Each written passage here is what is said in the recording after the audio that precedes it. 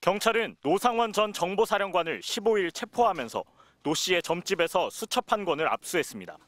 손바닥만한 크기 60-70페이지 두께의 이른바 계엄 모의 수첩이었습니다.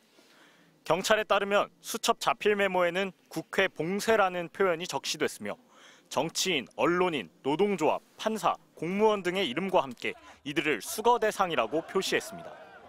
여기에 수용 및 처리 방법까지 적혀 있어 경찰은 이를 사실상의 체포 명단으로 보고 있습니다. 심지어 사살이라는 표현도 담겼습니다. 수거 대상, 즉 정치인, 언론인, 종교인 등에 대해서 수거 대상이다라고 이야기를 하셨는데요. 사살이라는 표현이 있었습니까? 왜냐하면 제가 여기서 너무 사실이 부합한다라고 보면 되겠죠. 부합합니다. 예. 계엄 선포 전 또는 2차 계엄의 명분을 만들기 위해 부품 공작을 계획한 정황도 포착됐습니다. NLL에서 북의 공격을 유도라고 적혀 있었던 겁니다. 앞서 정치권에선 김용현 전 국방부 장관이 북한 오물풍선에 대한 원점 타격을 지시해 국지전 유발을 계획했다. 또 우리 군이 북한 보복을 유도하기 위해 평양에 무인기를 침투시켰다는 의혹 등이 불거졌습니다. 노상원 전 사령관의 NLL 메모는 이 같은 북풍 공작설에 힘을 실어주는 증거가 될 수 있습니다. 경찰은 이를 토대로 외환죄 혐의에 대해서도 수사를 벌이고 있습니다. 다만 경찰은 메모가 일단 단어의 조각들이라고 밝혀 실제 구체적인 실행 계획 등은 이른바 롯데리아 회동 참여자에 대한 조사 등을 통해 밝혀져야 할 것으로 보입니다. MBC 뉴스 송정훈입니다. 지난 6월 해병대는 백령도와 연평도에서 대규모 사격 훈련을 실시했습니다. K9 자주포와 다연장 로켓 1000무, 스파이크 미사일 등 최첨단 무기 290여 발을 쐈습니다. NLL 일대 포사격이 중단된 지 6년 10개월, 거의 7년 만이었습니다. 9.19 군사합의의 효력이 정지됐다는 것 말고 별다른 계기는 없었습니다. 중단됐던 남북 적정지대 군사훈련 가운데 서북도서 사격훈련을 맨 먼저 재개한 겁니다. 앞서 지난 1월에도 사격훈련이 있었지만 이때는 해상 완충구역 내에서 북한이 사격을 한 데 대한 경고 목적이 있었습니다. 2달 뒤 사격훈련 규모는 더 커졌습니다. 백령도와 연평도 주둔 해병대에서 K9 자주포와 다연장 로켓 1000무를 이번엔 390여 발 쐈습니다. 지난달엔 호국 훈련의 일환이라며 백령도에서 K9 자주포 200여 발을 또다시 쐈습니다. 사격구역은 서해 북방한계선, NLL에 인접한 NLL 이남 해상이었습니다. 북한은 접경 지역에서의 군사훈련 가운데 서해 NLL 인근 서북도서 해병부대의 K9 사격훈련에 극도로 민감하게 반응해왔습니다. 실제로 지난 2010년 해병대의 연평도 포사격 훈련을 빌미로 북한은 연평도를 포격했습니다. The South Korean side have fired tens of gunshots on the territorial water of my country. 우리가 자의적 조치로서 한 겁니다.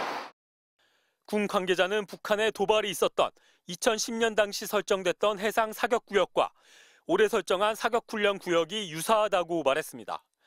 게다가 올해 훈련에선 2010년과는 비교조차 어려울 정도의 많은 포탄이 발사됐습니다.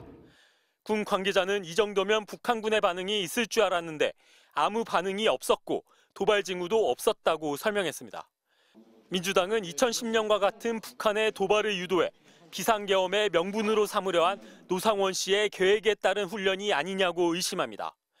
외환 유치죄입니다.